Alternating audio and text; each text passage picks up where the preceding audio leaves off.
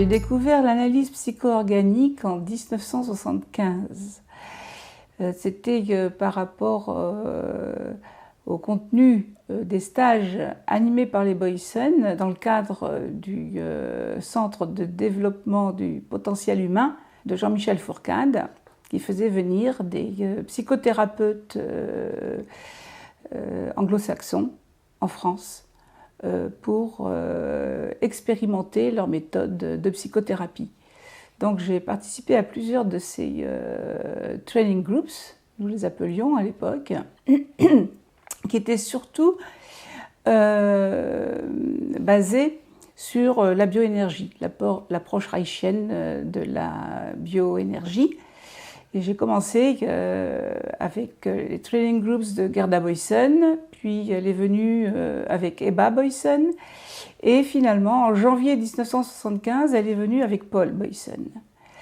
Et à cette époque-là, les Boysen faisaient de la bioénergie. Ce n'était pas de la biodynamique ni de l'analyse psycho-organique, c'était de la bioénergie. Mais une bioénergie douce, hein, comme disait Gerda.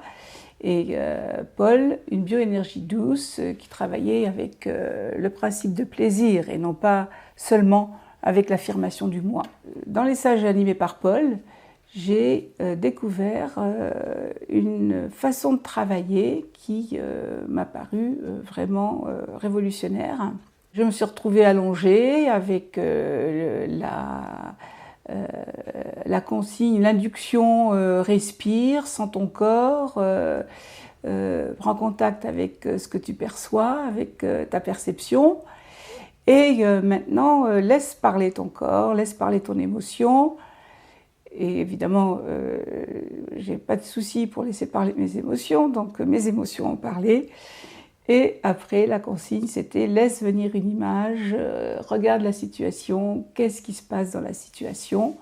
Et j'ai trouvé ce lien, ce pont de l'expression comme point de capiton entre le ressenti, la perception organique et l'émergence des situations comme une véritable découverte.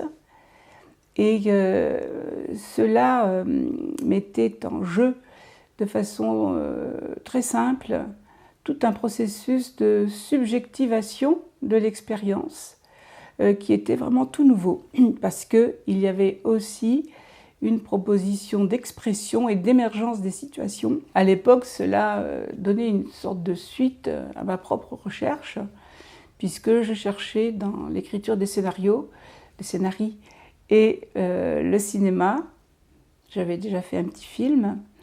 Dans le cinéma, je recherchais une écriture subversive et une image cinématographique subversive qui renvoie le spectateur à des expériences subjectives, inconscientes, un peu à la façon de Fellini, et qui réactive le refoulé chez le spectateur. Là, j'ai découvert déjà avec la psychothérapie et avec l'APO, tout un monde intérieur de l'être humain, tout un monde symbolique extrêmement riche.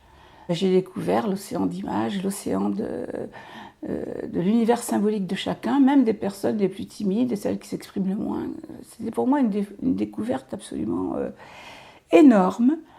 Alors j'ai décidé de continuer sur la voie de la psychothérapie d'abord, et de l'analyse psycho-organique ensuite.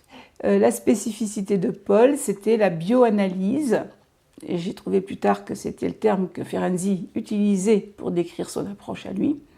La bioanalyse, et puis ce qu'il appelait aussi l'analyse psychodynamique. Voilà, c'était le champ particulier de Paul dans le grand champ de ce qui allait s'appeler en 1976 la psychologie biodynamique et ce qui allait s'appeler en 1985 l'analyse psycho-organique.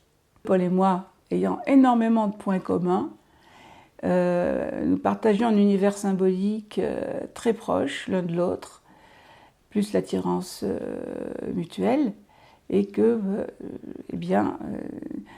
en 1975, très peu de temps après ces stages-là, eh bien Paul et moi avons commencé une relation amoureuse.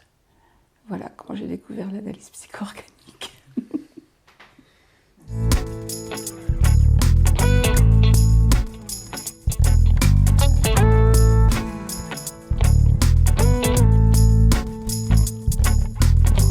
This morning wakes my heart, getting out of bed to start.